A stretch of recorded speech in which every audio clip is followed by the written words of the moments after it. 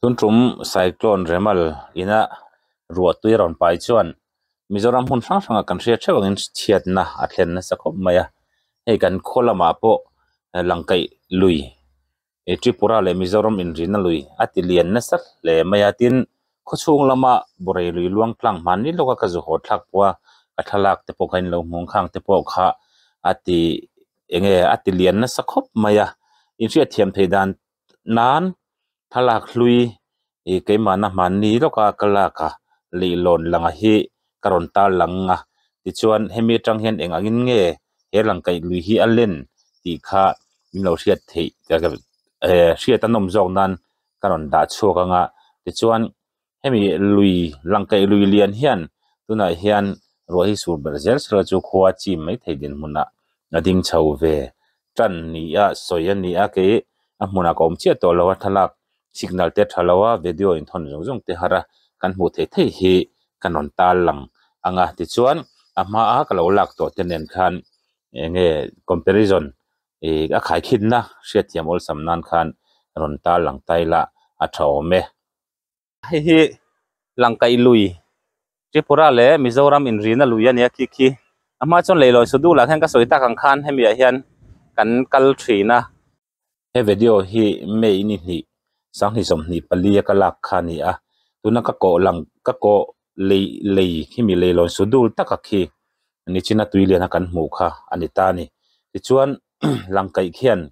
aron chim pha ta tuna chuan ti hian atuilian thala ka kha ron tar lang le taila ria thiamol samnan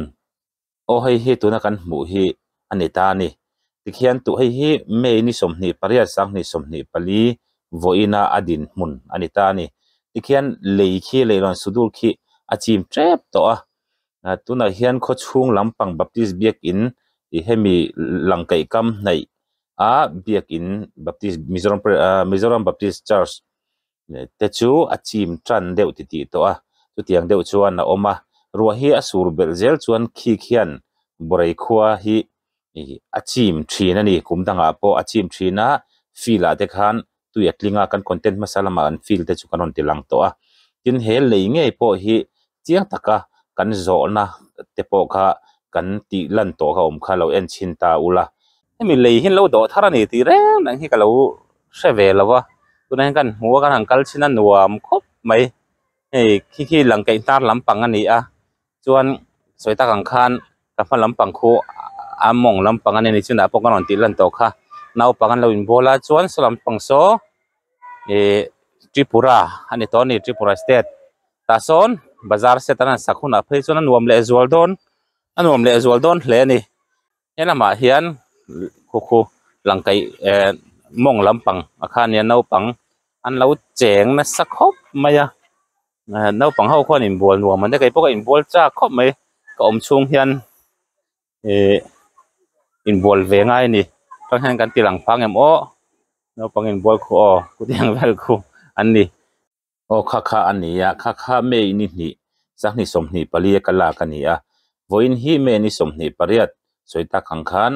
me ni som ni pariat sang ni som ni pali ni ve thung ta a ti chuan cyclone remal ina ruwa tui chhum tui pai aron shuaina ruwa tui aron thlen in langkai lui chu voin ni a chuan khitiang khian adin hun ani ta ne khi athlang lampang ania tuna lang me ka khi ama video hluya khan nau pangin bolna midang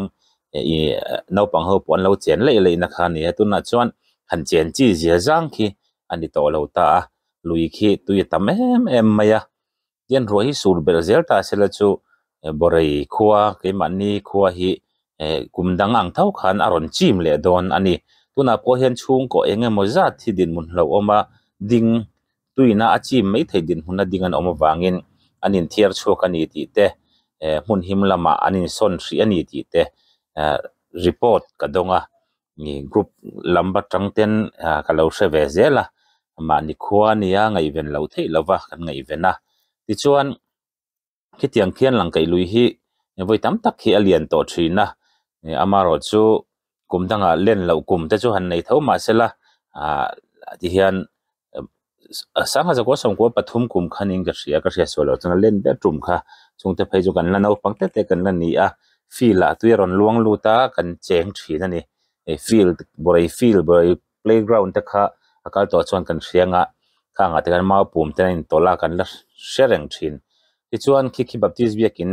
bul leilo sodul bul khani a baptist biakin mong lampang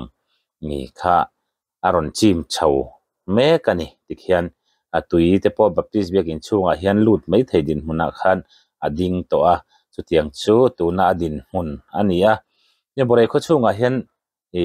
borai lui luang tlanga langkai hi chu tripura nen in rina ania borai kho chung bi ka hen borai lui luang tlanga chumi po chu alian khop maya chu chuan enge kho chunga nge lei pathum do kaya nia motor zo thei pahni le motorina zo thei lo pa khata oma khi tuna kan mu me khi borai lui ni ta kan kom thlang lo ke mani kom thlang lo kania ron lang de ta so sikul borai middle sikul ni ta tikhian borai lui po khi alian tha kuang khi akhat aron khat chho to ni khi tiang khian kho chunga luang po kha aron lian em so la ya leilon kan hu de ta so ni china ka content masala ma karon ti lan to khani a ti chon hemi tu na leilon kan hu me ka hi borai kho chunga lei pakhata ni a tuna khian thla ka khi chuan ala chim lawa amaro chu hei he thla ki jing lampang khani ta a chon hu lampang a ruwa sur zela chon hu lampang a chuan hi lei po khi tuna din mun chu khiti khinia enga mani van doi pal thil thu om theya le a chiat to pal thil thu om thei awangin thunai tu tenen khotlang shoi tu tenen in beronin tuna chuan he lei hi voin tlai ni chin mai khan an khar ria tu ma kal theilo turin a chan chu chiat na lian jok nun na hial chan theina din huna tin to wangin chu tuna adin mun ni mek ani